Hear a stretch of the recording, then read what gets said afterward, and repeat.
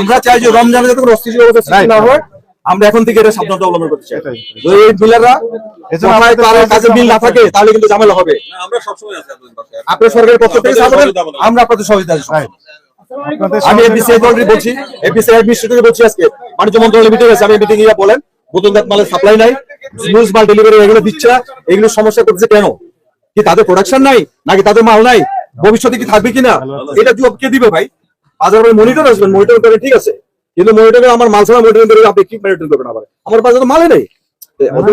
আমি বলি শুনেন, এই মাল আছে কিনা আমরা তো বাস্তব আমরা দেখছি বাজারে তুলনামূলক কম আছে ভাই। এক গ্রামে 176 কেজি থাকে, 204 লিটার হয়। তো 204 লিটার দিয়ে ভাগ দিলে তো আপনার কত দাম? অনেক সময় অনেকে বলে আমরা 20 কেজি তেল দেই, 20 লিটার দিয়ে দিবেন তাকে, এতে দাম কম হবে, সমস্যা কোথায়? সে খুশি হয়ে চলে যাবে। মানে পাল্লা না, ওই যে লুজ পাল্লা। লুজ পাল্লা দিবেন কেন আপনি? আপনার তরল জাতীয় পদার্থ পরিমাপের একটা কি লিটার বলে, লিটার, হ্যাঁ লিটার বলে। লিটার যা দেখবেন, ক্যান দেখবেন, দেখে দিয়ে দিবেন। সিস্টেম পরিবর্তন করতে হবে।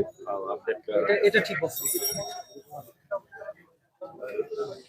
কয় লিটারের জার মেজারমেন্ট যেমন কয়টা পেয়েছেন? ম্যাক্সিমাম সবাই বলে না তো, যার ডিমান্ড যেমন 10 কি 10 টিন 10 3? আচ্ছা হ্যাঁ 3, হ্যাঁ ওটা 16 লিটার। তার মানে এখন যেটা বুঝলাম আমরা, যে কিছু তেল আসছে এখন বাজারে।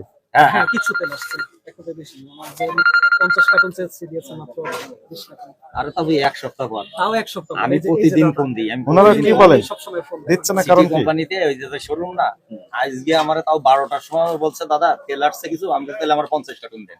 তাকে জানা অত দেওয়া যাবে না, 20 কার্টন দেন। আমি বলছি দেন 20 কার্টন।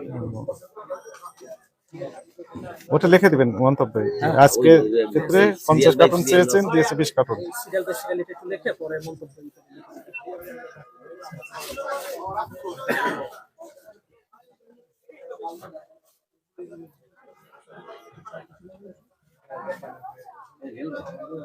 রূপচাঁদাটা আসছে আর তীর এখন আসছে।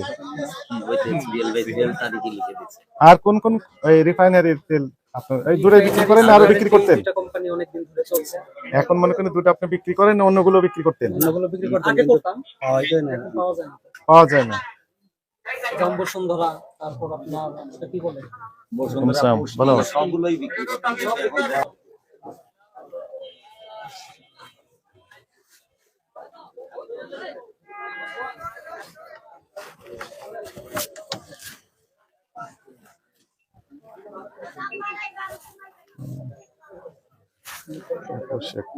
এটাও দিচ্ছেন।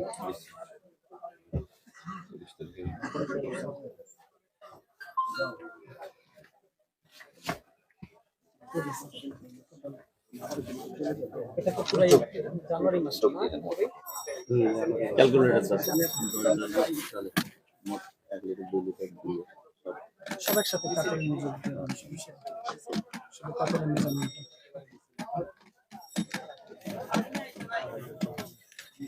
তুলনা আপনার চাহিদা ছিল আরো বেশি। আমাদের চাহিদা তো অনেক বেশি লাগে। আমাদের তো পার ডে হিসাবেও যদি ধরি না, আমাদের 100-200 কার্টন কিছু না, কিন্তু পাচ্ছি না তো।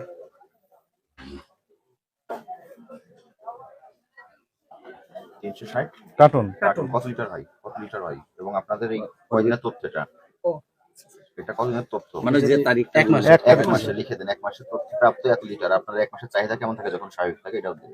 আচ্ছা ঠিক আছে।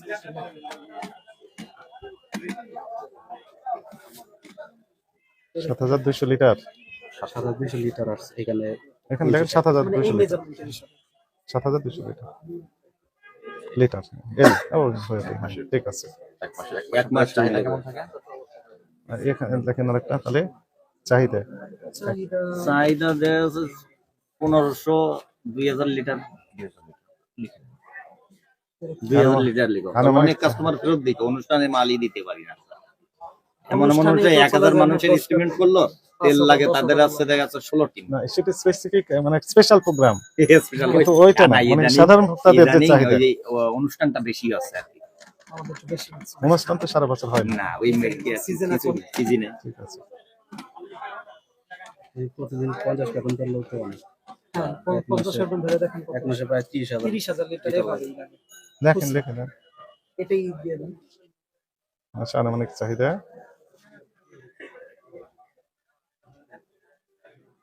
না, আরেকটা বিষয় হচ্ছে যে যে খোলা লুজ যে সয়াবিন পাম আছে এটা দিয়ে অনেকটা কাভারেজ হচ্ছে তো, হ্যাঁ এটা দিয়েও খাবারের এখন ওটা কি পরিমাণ আছে আপনার কাছে?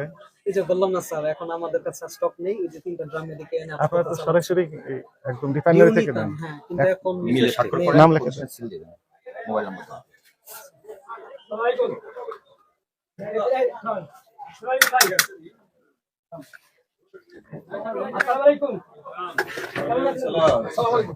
জব্বার ভাই কি অবস্থা? ভালো আছেন? কি অবস্থা কি কোন কি খবর? না, আমরা এই আপনাদের সাথে দেখা সাক্ষাৎ করার জন্য আসছি।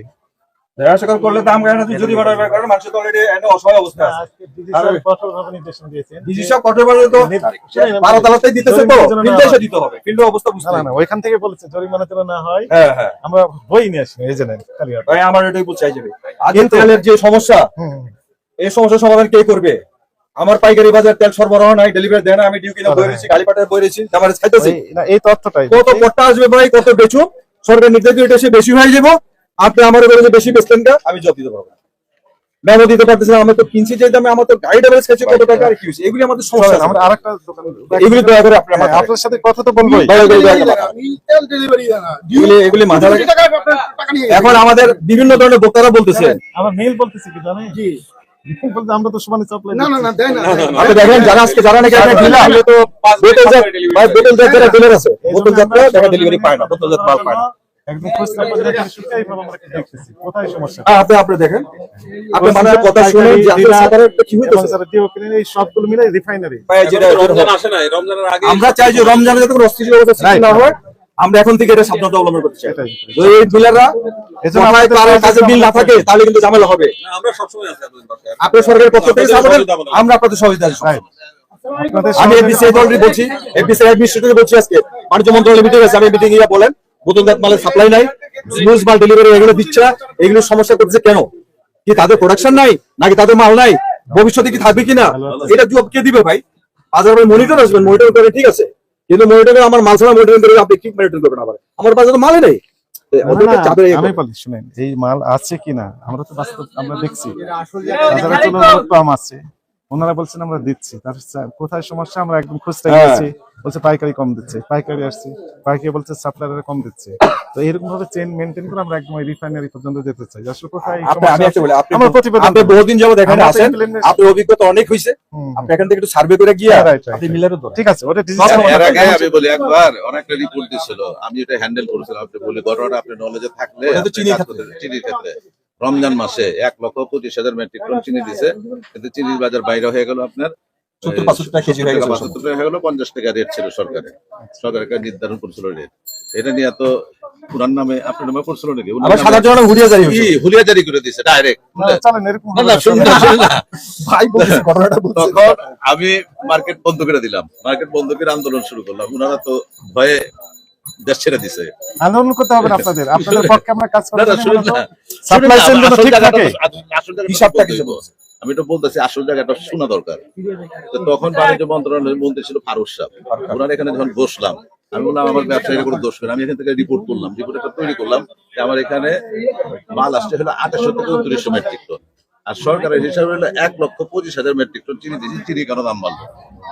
তা আমি বললাম যে আমি তো পাইছি 2800 টন, তা আমি তো 2800 টনের হিসাব দিব, এর বেশি হিসাব তো আমি দিতে পারবো না।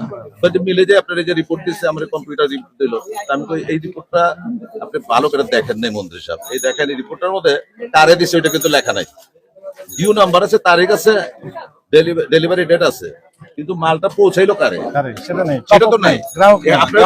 আপনারা তো ধোকা দিছে, আমি এই মাল ওদের কাছে আছে, ওরা রিফাইনারিতে নিয়ে গেছে, আচ্ছা এটাও আমরা রিফাইনারি না রিফাইনারিতে নিয়ে প্যাকেজিং এ নিয়ে গেছে। তা আপনি ওদেরকে ভালো করে ধরেন, পরে ওদেরকে ধরছে, আমাদের এখানে কেসগুলি আলহামদুলিল্লাহ উঠে গেল। আমার হুড়িয়ে উঠে হলো, উঠে ভাই আমরা তো গেল। অন্যায় করিনি, কারণ ওরা এরকম করে কিন্তু একটু দেখতে দেখ। মিলের নেচারটা আমি বললাম।